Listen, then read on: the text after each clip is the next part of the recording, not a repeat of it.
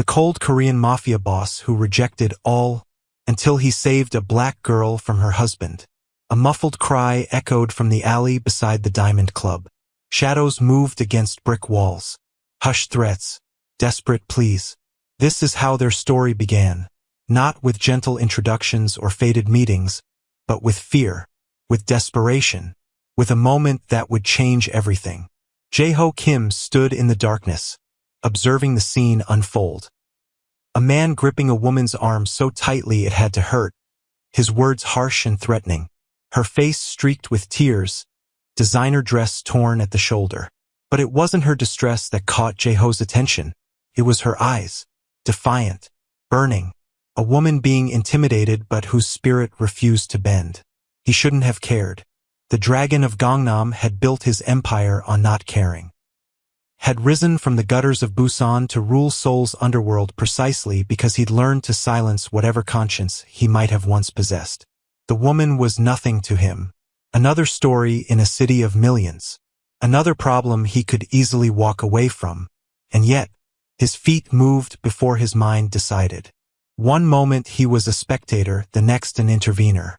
His hand closed around the man's wrist, applying just enough pressure to make him release the woman.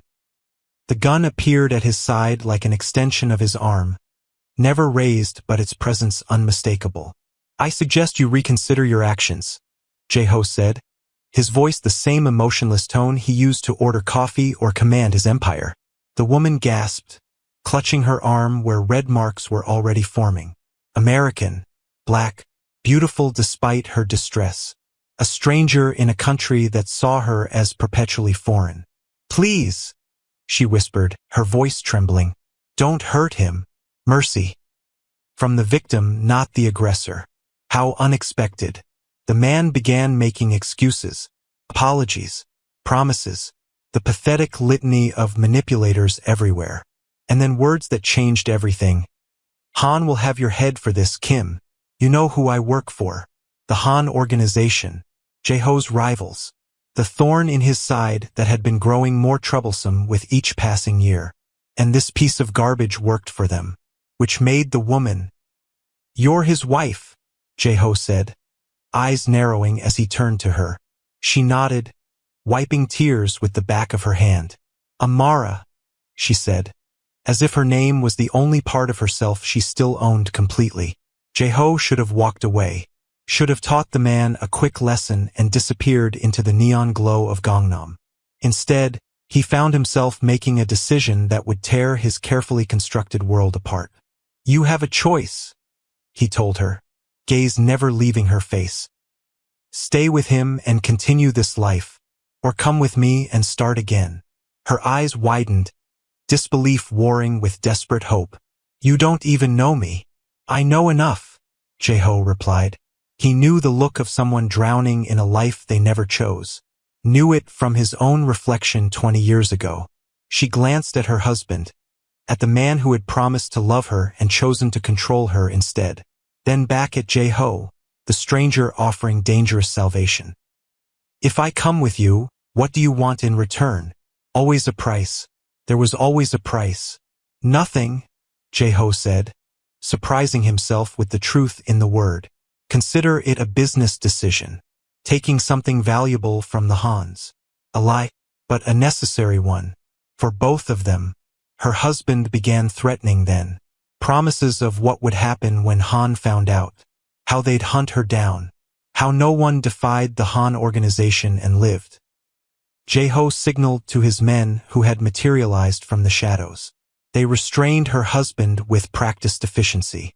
"Last chance," he told Amara. "Choose." She straightened her spine, gathered what remained of her dignity. "I choose life," she said.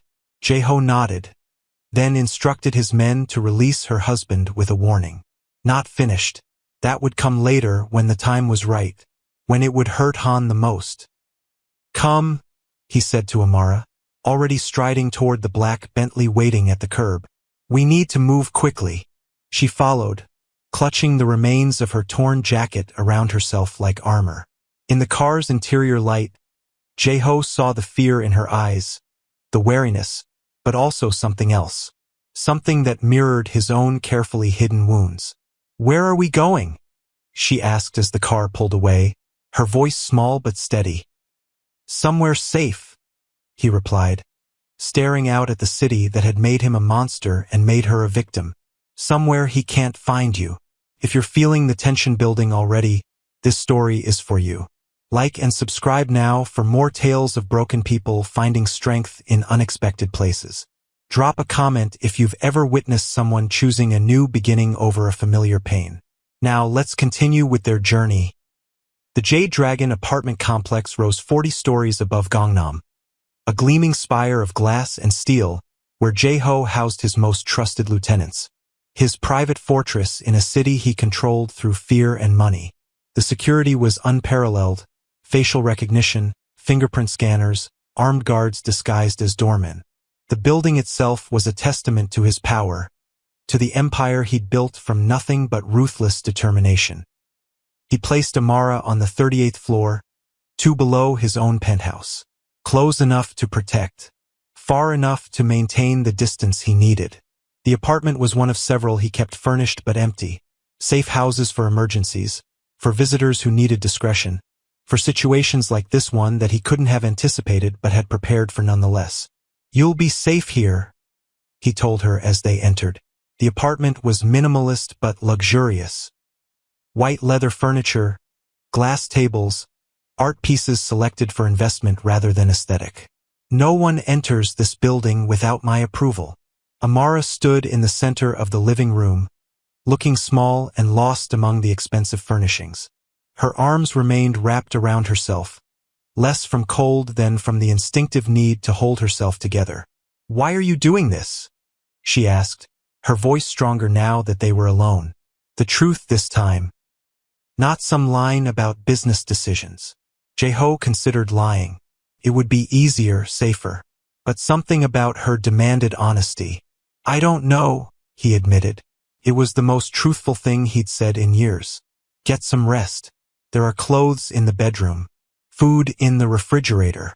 Tomorrow we'll talk more." He left before she could ask another question he couldn't answer. Before he could examine too closely the impulse that had led him to intervene, to bring her here, to upend the careful balance he'd maintained for 2 decades. His men whispered, of course. The dragon had never brought a woman to the Jade before. Never personally intervened in a street altercation. Never risked war with the Hans over something so trivial as a battered wife. "She must be special," they murmured when they thought he couldn't hear, huddled in the security room, watching monitors that showed every corner of the building. "He must be interested in her," they concluded, because men like them couldn't conceive of any other reason to protect a woman. Men who had followed Jae-ho long enough to know his reputation with women: cold, transactional, never emotionally involved. The man who had famously turned away Korea's most beautiful actress when she'd offered herself as payment for his protection of her brother.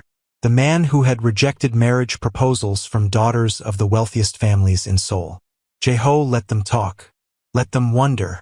Their speculation was safer than the truth, that for the first time in decades he'd acted on impulse, on something dangerously close to compassion, on a memory of himself at 16, broken and bleeding, wishing someone would appear from the darkness and offer escape.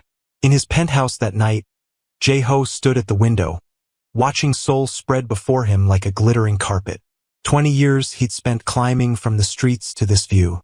20 years of calculating every move, of eliminating every weakness, of building walls around himself so high and so thick that nothing could breach them. And now, because of one woman's defiant eyes in a dark alley, he'd introduced a variable he couldn't control. His phone buzzed with a message from his head of security. Amara's husband had been identified. David Park, American-born son of Korean immigrants, recently appointed as Han's liaison to international partners, a rising star in their organization, a man whose humiliation would not go unanswered. Jae-ho's thumb hovered over the button that would order Park's elimination. One command and the problem would disappear. But something stopped him, not mercy but strategy. The man's death now would spark immediate retaliation from Han, would force Jae-ho to explain his interest in Park's wife, would transform a personal matter into organizational warfare.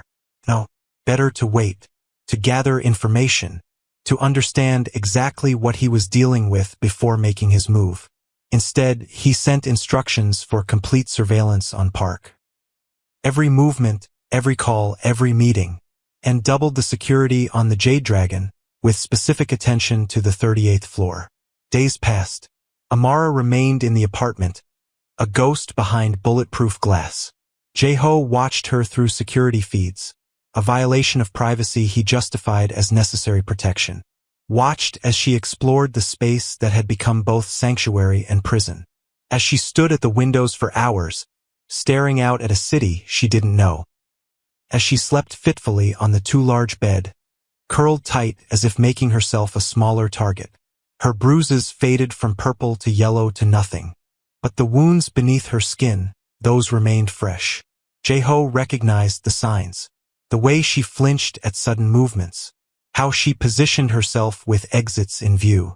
The practiced smallness of someone who had learned that taking up space invited trouble. On the 4th day, she asked to leave. "I can't stay here forever," she said when he visited, her voice stronger than it had been in the alley. "I need something to do, a purpose." Jae-ho studied her. She'd found clothes in the apartment that almost fit. A silk blouse that hung loose on her frame, tailored pants cuffed at the ankles. Her hair was pulled back in a simple style, her face bare of makeup, revealing a natural beauty that made something in his chest tighten uncomfortably. "What did you do before?" he asked, not needing to specify before what. Before her life had been reduced to surviving a husband's rage. "I was a designer," she said, something flickering in her eyes. Pride, maybe, or nostalgia for a self she'd lost. "Fashion. I had a small label in New Orleans before I met David. Before I—" She trailed off, but the unspoken words hung in the air. "Before I gave it up for him. Before I became his possession rather than my own person." He gave her work at the Diamond's front desk. Not charity, he could tell she was too proud for handouts. A legitimate job at his most profitable club, where he could ensure her safety without making her feel like a prisoner. Where she could interact with others without being exposed to potential threats. Where he could watch over her without making his interest too obvious. The first time she entered the Diamond Club as an employee rather than a victim was a study in contrasts. The torn dress replaced by a simple black suit that Jae-ho had ordered for her. The tear-stained face now composed, chin lifted slightly as she took in the opulent interior she'd only glimpsed during her escape. The club manager, a thin man named Hyunwoo who had been with Jae-ho since the beginning, watched her with barely concealed suspicion. "She will work the front desk," Jae-ho told him in Korean, his tone leaving no room for argument. "Treat her with respect." "Of course, boss," Hyunwoo replied, bowing slightly. "But she doesn't speak Korean." "How will she?" "She'll learn," Jae-ho interrupted. "Until then, most of our clients speak English." Hyunwoo nodded, but his expression remained doubtful. "And what should I tell the others about her situation?" "Tell them nothing," Jae-ho said coldly. "Her situation is not their concern." But of course, in an organization built on information and loyalty, secrets didn't stay secrets for long. By the end of her first week, everyone in the Diamond Club knew that the beautiful black American woman at the front desk was under the dragon's protection. That she lived in the Jade Dragon. That she had somehow caught Jae-ho Kim's interest when so many others had failed. He watched her through the security cameras in his office. Watched as she straightened her spine when customers stared too long. As she learned phrases in Korean to greet the regulars. As she developed a polite but distant smile for men who lingered at her desk. As she slowly, cautiously began to breathe again.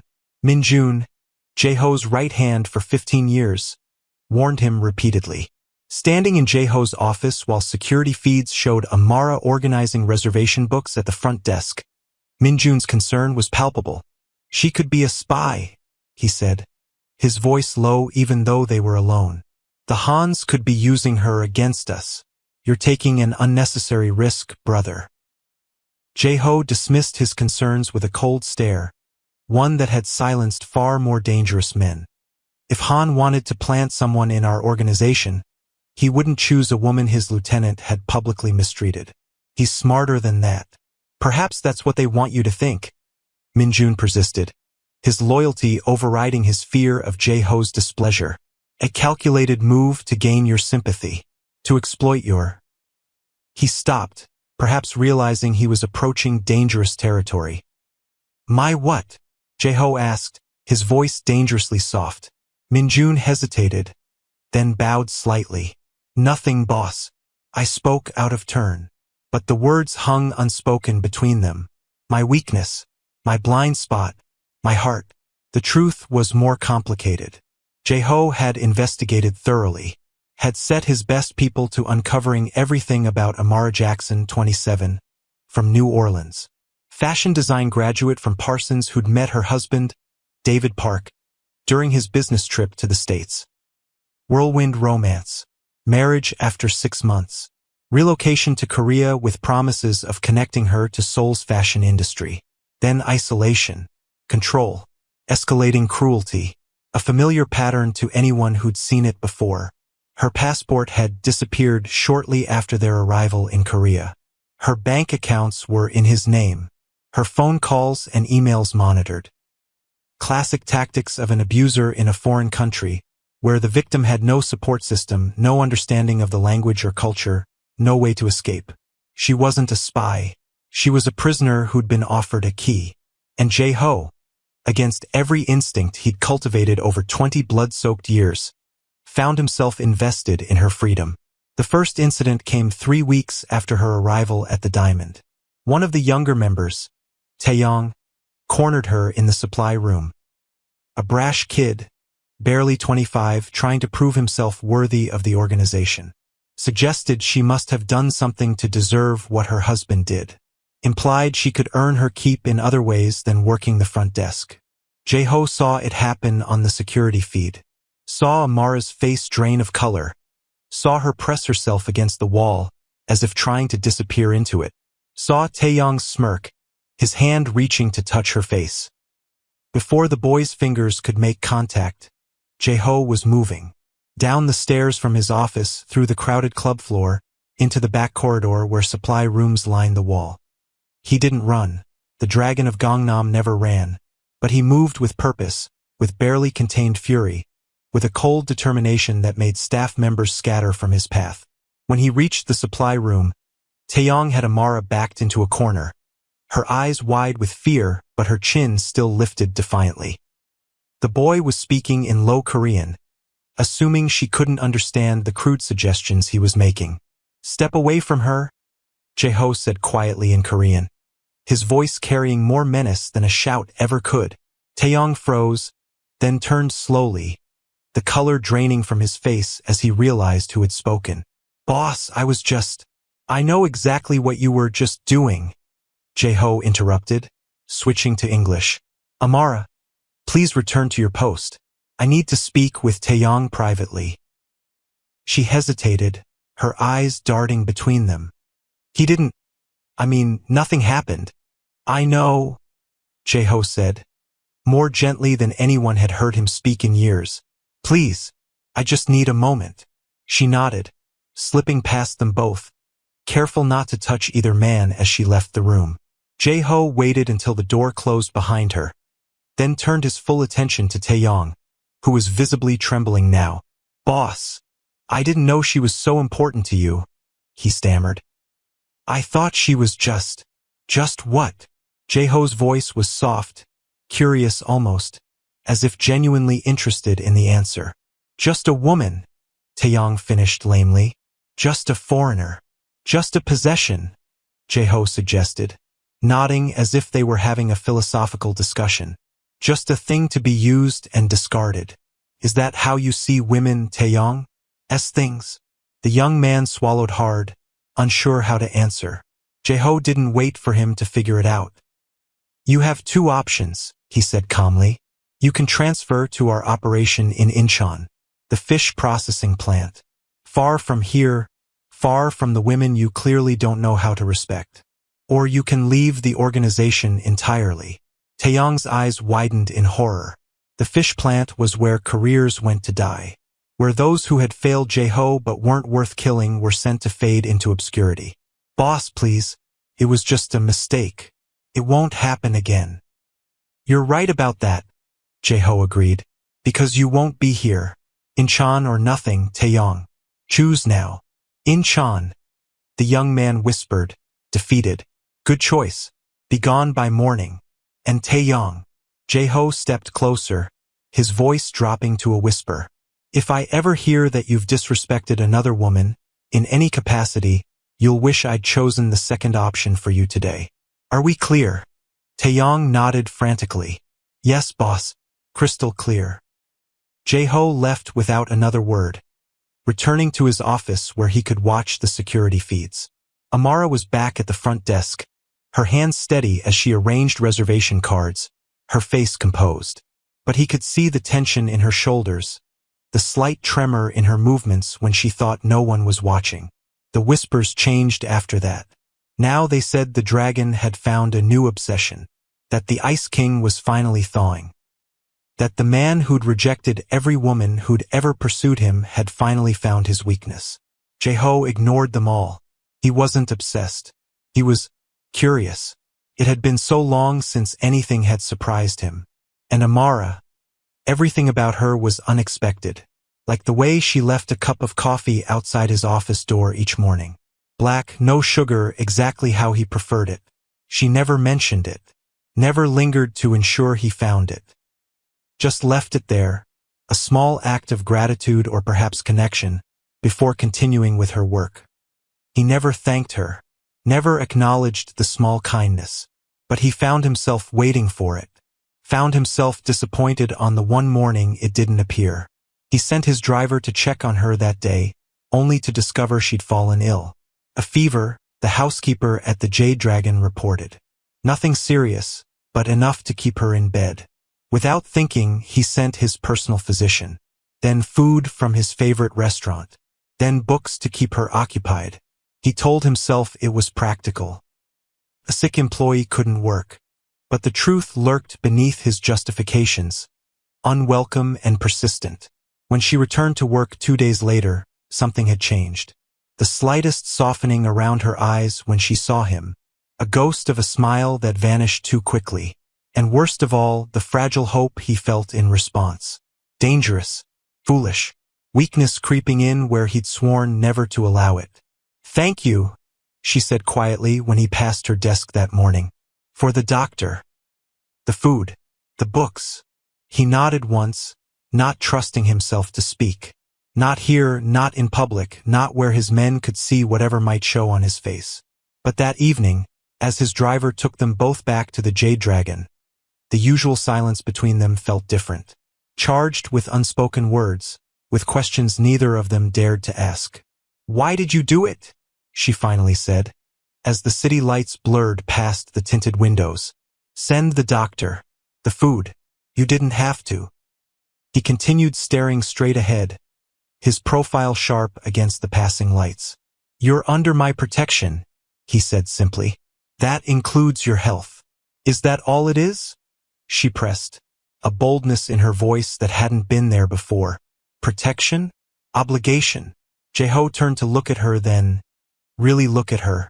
In the dim light of the car's interior, her eyes were luminous, her skin glowing with the last traces of fever. She was beautiful, yes, but it was more than that. She was alive in a way that few people in his world ever allowed themselves to be. Honest, direct, undiminished by the cruelty she had endured. Does it matter what it is? He asked quietly. Yes, she said simply. It matters to me. He had no answer for that. No answer that he was willing to give even to himself. So he turned away again, back to the safety of the cityscape rushing past, back to the comfort of distance and silence. Jae-ho had built his empire on isolation. Had risen to power precisely because he had nothing to lose, no one to protect, nothing that could be used against him. Women had tried and failed to breach his defenses for years. Daughters of powerful families offering alliances through marriage. Beautiful actresses seeking protection or patronage. even rival bosses offering their sisters as peace treaties. He'd rejected them all without hesitation. Love was for fools. Attachment was weakness. Family was liability. These truths had kept him alive and untouchable for 2 decades. And yet, here he was, watching security footage of Amara organizing files at the front desk, wondering what she'd look like if she truly smiled, if she ever felt safe enough to laugh without restraint. Winter deepened. Amara had been under his protection for nearly 3 months when the first threat arrived. A black envelope delivered to the Diamond's front entrance. Inside, a photograph of Amara entering the apartment complex. On the back, 2 words written in red ink, "Mine still."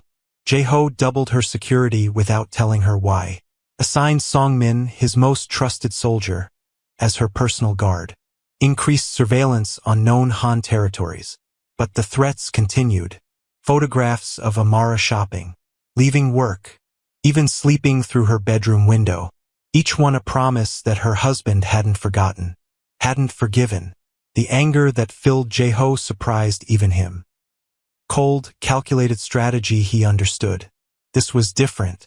This burned hot and desperate. This made him want to tear Seoul apart brick by brick until he found the man and ended him. This made his hands shake when he thought of Amara's fear returning. He began driving her himself, from the apartment to work and back again. His Bentley drawing stairs as it pulled up to the club entrance each evening. The Dragon of Gangnam, playing chauffeur to a woman who barely spoke above a whisper. The rumors spread like wildfire through Seoul's underworld, that the untouchable Jae-ho Kim had finally been touched, that the man who rejected all had finally found someone he couldn't reject. During those drives, something grew between them, fragile as spider silk, strong as steel wire.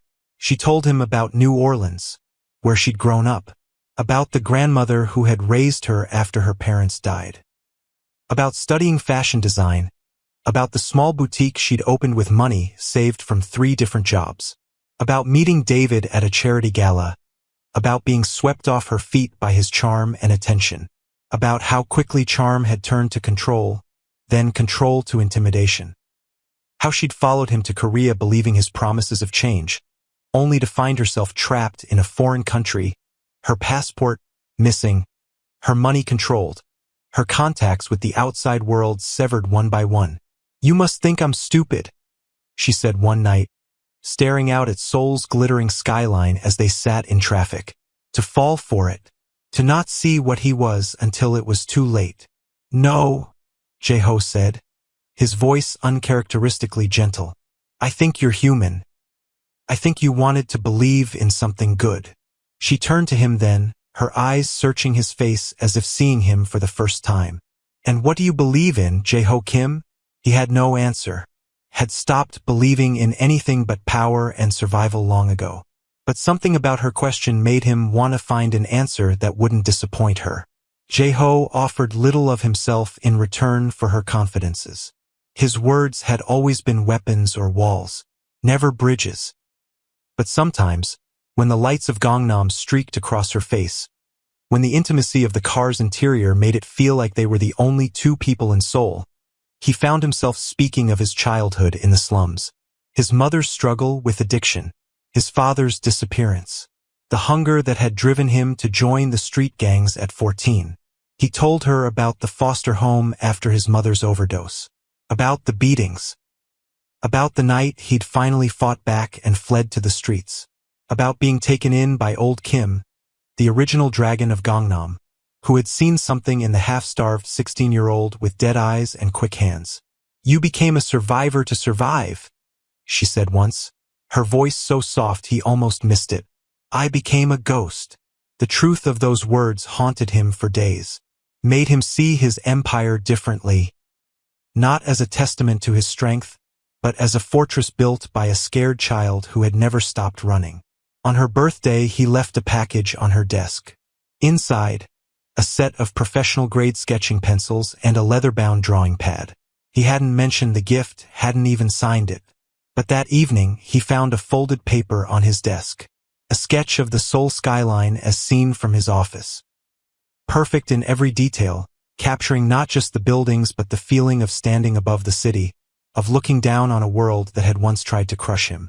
In the corner, two simple words, "Thank you." He kept that drawing locked in his desk drawer. On bad days, the days when darkness threatened to swallow him whole, he would look at it, remind himself that creation existed alongside destruction, that beauty could grow even in his world of thorns. Spring arrived, painting soul in cherry blossoms and new beginnings. Amara bloomed too. The woman who had arrived terrified now walked with quiet confidence. She'd made friends among the staff, learned enough Korean to joke with the bartenders, started designing outfits for some of the club hostesses, her talent earning respect where her connection to Jae-ho had only brought suspicion. And Jae-ho? He was losing the battle against his own heart. The walls he'd built over decades were crumbling, and he couldn't find the will to repair them. He found excuses to be where she was, found himself smiling, actually smiling, when she entered a room, found his thoughts drifting to her when he should have been focused on business. Minjun confronted him on a rainy April evening. "This has gone on long enough, brother. The men talk. Our enemies talk. They say the great Jae-ho Kim has been leashed by a foreign woman. That you're distracted. Weak." They stood in Jae-ho's office, rain lashing against the floor-to-ceiling windows, the lights of Seoul blurred into watercolor smudges. Minjun's face was tight with concern, with loyalty that bordered on desperation. "Han is using this against you," Minjun continued when Jae-ho remained silent, "telling everyone you've lost your edge, that you're ruled by your—" He hesitated, choosing his words carefully. "Your infatuation." The old Jae-ho would have silenced Minjun for such words, would have reminded him painfully of the hierarchy between them. Instead, he stared out at the rain-soaked city and asked, "And what if they're right?" The question shocked them both, hung in the air between them, a confession Jae-ho hadn't intended to make. For a moment, Minjun's face revealed naked surprise, before carefully composing itself again. "Then we have a problem," Minjun said finally, "because this organization wasn't built on sentiment. It was built on power, on fear, on the understanding that Kim Jae-ho cannot be touched because he has nothing to lose." "And now I do," Jae-ho said softly. It wasn't a question. Minjun's expression softened, just slightly. "I've been with you since we were street soldiers together. I've seen you rise from nothing to rule this city. I would die for you without hesitation." He paused, choosing his words carefully. "But this woman, she makes you vulnerable in ways our enemies will not hesitate to exploit." "Leave me," Jae-ho said, suddenly tired of the conversation, tired of the truth in Minjun's words, tired of the conflict between the man he had been and the man he found himself becoming. That night, Jae-ho stood on his penthouse balcony, rain soaking through his shirt, thinking about choices. For 20 years, he'd believed emotion was the enemy, that connections were chains that would only drag him down. Now he wasn't so sure. Now he wondered if perhaps he'd been wrong all along. If the strength he'd sought in isolation might actually be found in connection. If the man who needed no one was not more powerful, but merely more alone. The confrontation came without warning. 3 of Han's men, waiting in the parking garage when Amara left work. If Song-min hadn't been with her, if Jae-ho hadn't installed those extra cameras, if the security team hadn't responded so quickly, but they had.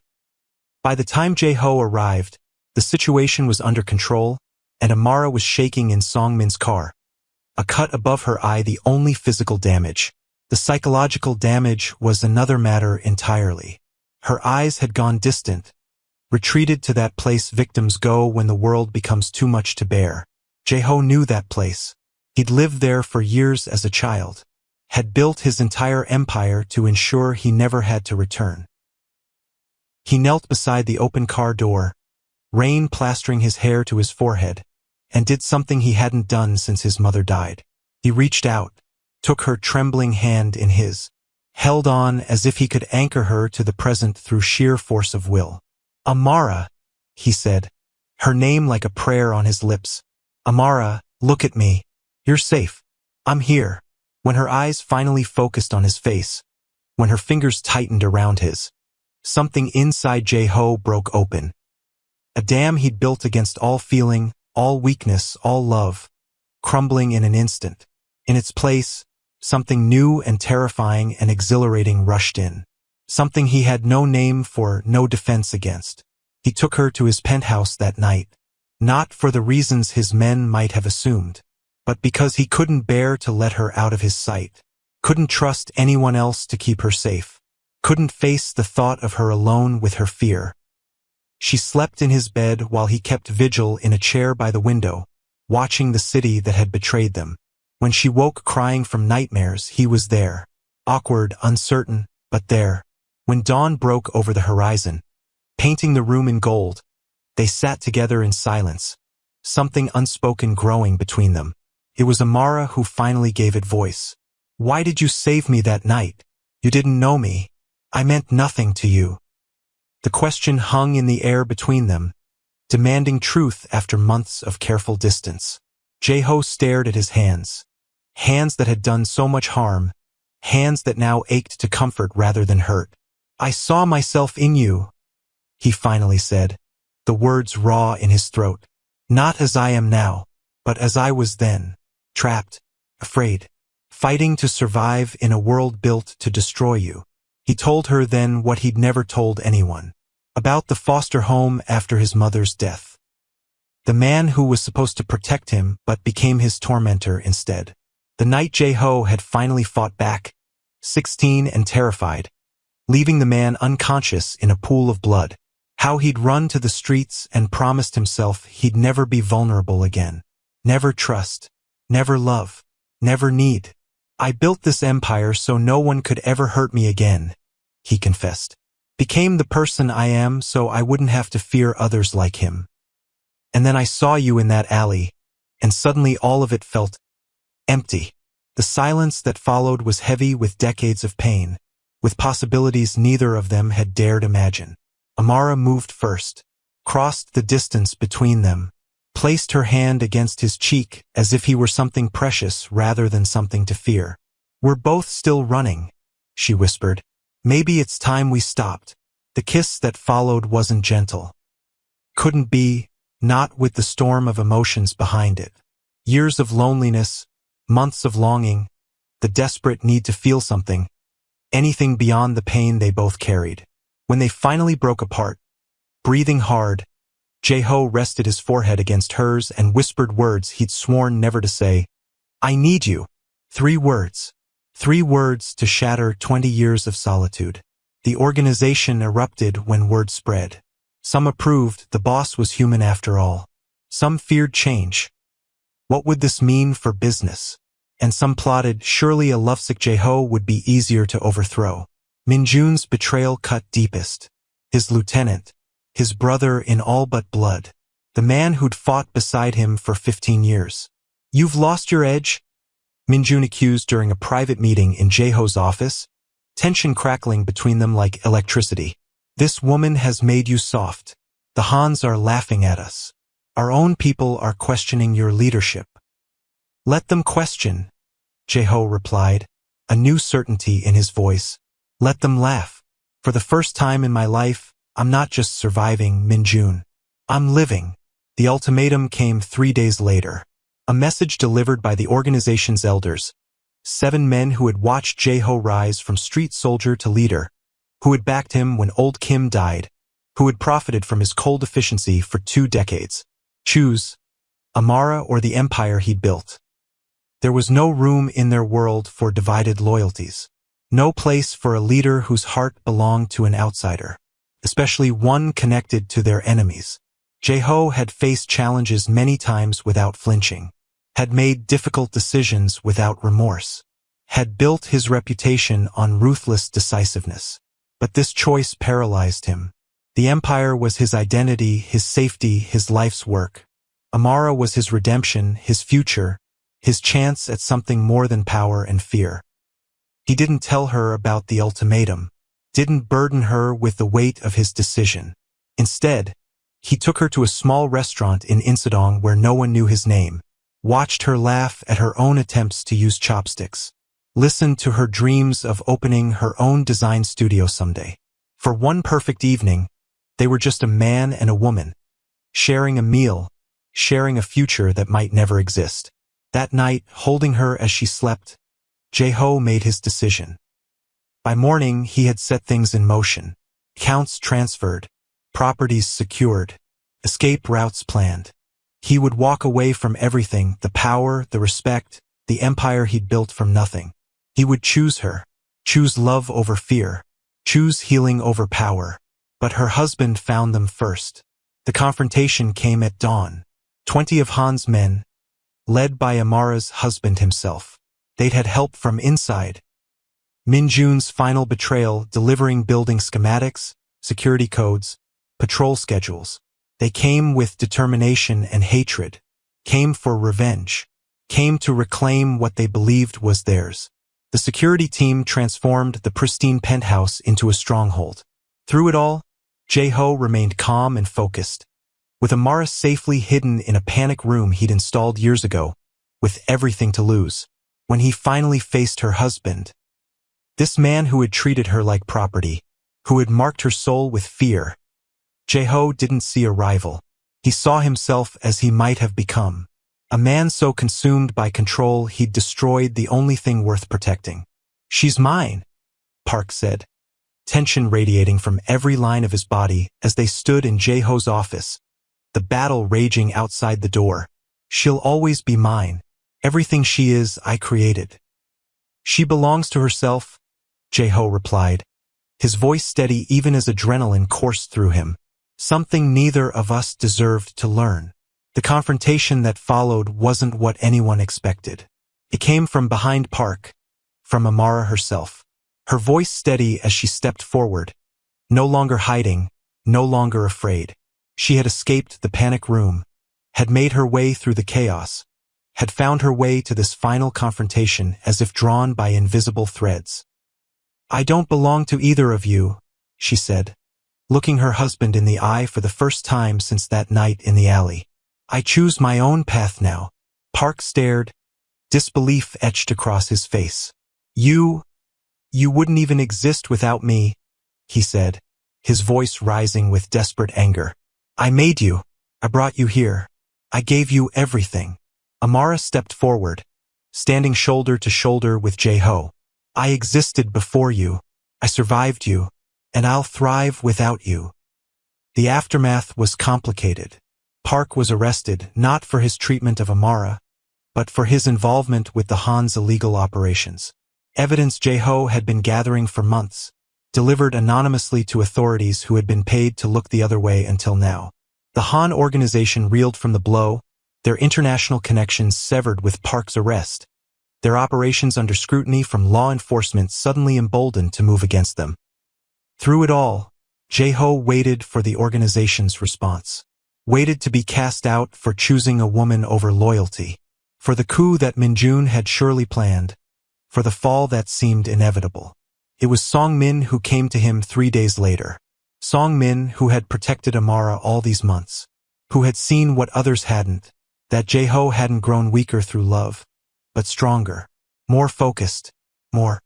In the family residence, in the very room where I had begun to believe I might find belonging.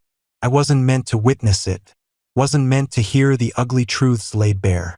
But the old house carried voices, and I had spent a lifetime learning to listen from shadows. "You would destroy everything we built for a foreign whore?" Park's voice, cold and dismissive. "A black servant who spread her legs and made you weak? Do not speak of her again." Kim's voice, deadly quiet. "Not ever. You forget yourself, boy. I made you. I can unmake you just as easily. You made nothing. You ran when things became difficult. You left me to clean up your messes, to rebuild what your recklessness nearly destroyed. I turned your street gang into an empire, and now I'm turning that empire into something that will outlast us both. Because of her." The contempt in Park's voice made me flinch even from my hiding place. "Because she's filled your head with weakness, with legitimacy, with playing by rules made to keep people like us down." "No, because I'm tired of living in darkness. Because I want something more than power built on fear. The silence that followed felt like the pause before an execution. When Park spoke again, his voice had changed. No longer angry, but cold with certainty. Choose then, her or your family, her or your birthright, her or the blood that runs in your veins. I didn't wait to hear Kim's answer. Couldn't bear to be the thing that separated him from his heritage, his family, his identity. I slipped away silently, packed only what I had brought originally to the estate, and disappeared into the night. 3 days I managed to evade him. 3 days of cheap hotels and constant movement, using every trick I'd learned from watching Kim's security operations. 3 days of grief so profound it felt like dying, of second-guessing my decision, of wondering if I'd thrown away my one chance at belonging. On the 4th day, he found me. I opened my hotel room door to find Kim Hyun-woo standing in the hallway, looking unlike himself in jeans and a simple button-down shirt. No security detail, no imposing presence. Just a man who looked like he hadn't slept in days. "You left," he said simply. I heard what Park said. "I won't be the reason you lose your family." "You didn't hear my answer." He stepped forward, not touching me but close enough that I could feel the heat of him. "I chose you. I will always choose you." The words I'd waited a lifetime to hear from someone, anyone who meant them, the belonging I'd searched for across continents. "Your family is you now, if you'll have me." Kim Enterprises transformed over the next 2 years, shedding its shadowed past like a snake sheds skin. I headed the new International Relations Department, my languages and diplomatic skills finally recognized with the title and respect they deserved. The blue dress became my trademark at business functions, a reminder of where I'd started and how far I'd come. Not everything was smooth. There were attempts to undermine the new direction, assassination attempts, sabotage from those who preferred the old ways. Park made good on his threat to disown Kim, taking family loyalists with him back to Japan. But for every loss, there were unexpected gains, legitimate business partners relieved to work with a company free from criminal ties, talented employees attracted by the new ethical direction, opportunities that had been closed to an organization with Shadow Dragon's reputation. I created a scholarship foundation for international students facing sudden funding revocation, a direct response to what had happened to me at Oxford. Kim established rehabilitation programs for former employees transitioning from criminal operations to legitimate employment. Together, we built something neither of us had dared imagine possible, a future not defined by past constraints, an identity not limited by others' expectations. On the day Kim Enterprises was officially removed from international watch lists for suspected criminal activity, Kim proposed. Not with grand gestures or public declarations, but privately, in the library of the family residence where we'd first begun to see each other as equals. "What are you doing dressed like that?" he asked as I entered wearing a new blue dress. This one formal, elegant, clearly chosen for a special occasion. I smiled at the echo of our beginning, at how far we'd come from maid and master, from invisible and untouchable. "Becoming your equal in every way," I answered and held out my hand. He took it, and in that simple gesture was everything we'd fought for: recognition, respect, belonging. The validation that I was not defined by the boxes others put me in. That Kim was not limited by the path others had chosen for him. That together, we could rewrite the stories we'd been given and create something entirely our own. The world doesn't make it easy for people like me. Black women who dare to claim their brilliance, who refuse to be diminished, who demand recognition in spaces designed to exclude them. The world doesn't make it easy for people like Kim, men raised in violence who choose to break cycles, who rebuild rather than destroy, who choose vulnerability over power. The world fights against these transformations with everything it has. But sometimes, just sometimes, the world loses.